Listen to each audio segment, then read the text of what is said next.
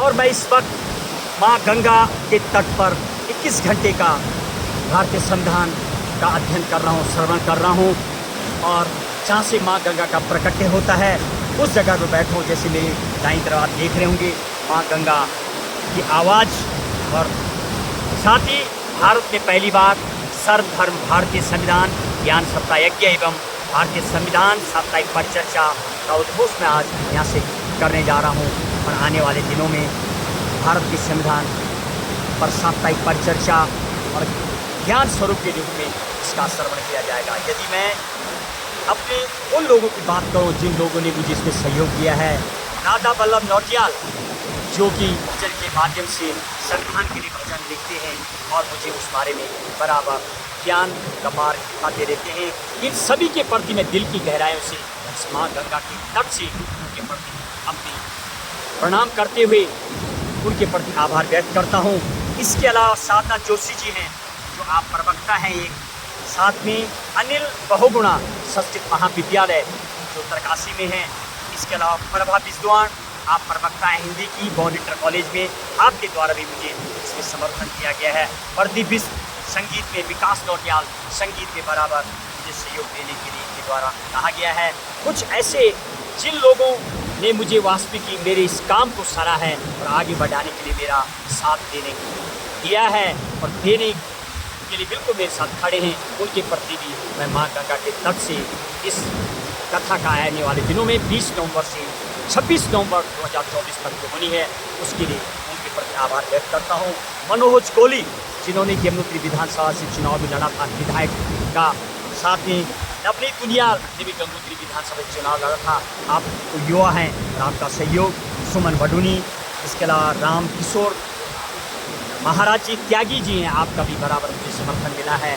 मैंने आपको इस बारे में संबंध बताया है। विजय वडूनी हैं, गोपाल रावत जी हैं और विजय लक्ष्मी रावत जी हैं, जयवीर बिष्ट हैं और खासी इस आयोजक में मेरी एक समिति और है जो बराबर मेरे साथ है, Ganga 24 express education and research academy.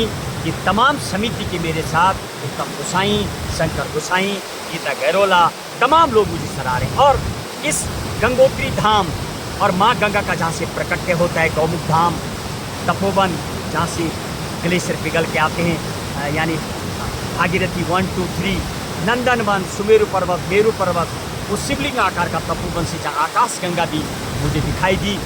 और मेरे मीडिया के आदर्श एवं गुरु जी श्री श्रीवर्धन त्रिवेदी को मैंने इस बारे में जब बताया था, ऐसा मेरा प्लान है भारतीय संविधान का मैं भजन के माध्यम से, गानों के माध्यम से 7 दिन का उसका अध्ययन करेंगे। जैसे कि आप देख पा रहे हैं, महाराज जरा दिखाइए किस तरीके से मैं इन कथाओं का जो श्रवण करूंगा, यहाँ पर अध्ययन कर रहा हूँ। इसमें हम क्या सम्मिलित करेंगे, विस्तृत रूप से बताएंगे आपको कैसे संविधान का निर्माण हुआ, कैसे कैसे यहाँ पर कार्यपालिका, विधायिका, न्यायपालिका कैसे काम करती है, किसका है हिताधिकार, कैसे नियुक्ति होती जजों की, संविधान के अलावा जो हमारे मौलिक अधिकार है, फंडामेंटल राइट्स, फंडामेंटल ड्यूटीज़ और DPSP directive principle of state policy जो बनाई गई हैं नीति निर्देशक तत्व राज्य के लिए, उसकी भी हम पर चर्चा करेंगे। और किस तरीके से जो पंचायती राज एक्ट कब लागू हुआ, कैसा हुआ, 1992 में एक्ट आया, 1993 में हुआ, 128 बार अभी तक बिल पार्लियामेंट में गया है, 106 अमेंडमेंट हो चुके हैं, कैसे निर्माण और संविधान का कितना खर्च आया, तमाम चीज़ों की हम चर्चा करेंगे इस साप्ताहिक दिवस में और कई युवाओं से जुड़ेंगे। फिलहाल मैं 21 घंटे का इस माँ गंगा के तट पर अध्ययन कर रहा हूँ। माँ गंगा को अपनी इस भारतीय संविधान की कथा का श्रवण कर रहा हूँ।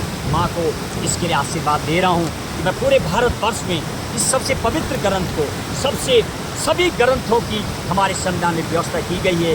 कोई धर्म बड़ा छोटा नहीं है, चाहे 18 पुराण हो सनातन हिंदुओं के, चाहे वो बाइबिल हो, कुरान हो, गुरु गोविंद साहिब ग्रंथ हैं, तमाम के लिए संविधान में सबको जगह दी गई है।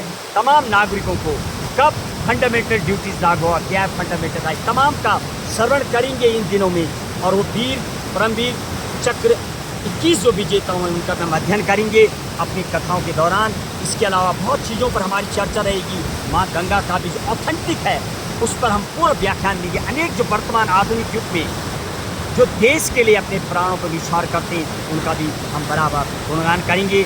मेरे सहयोगियों के द्वारा दादा वल्लभ नौटियाल, अनिल बहुगुणा, साधना जोशी और तमाम और प्रभा विश्वास जी के द्वारा खासी जो मुझे लेख भेजे गए, उनके प्रति आभार व्यक्त करता हूँ।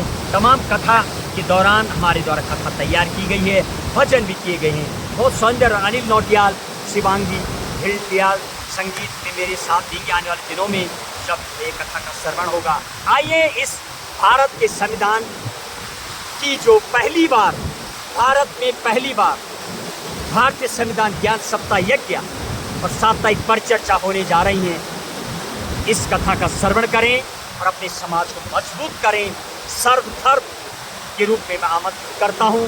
फिलहाल 21 घंटे का मेरा माँ गंगा के तट पर मैं बैठा हूँ, इसका श्रवण कर रहा हूँ।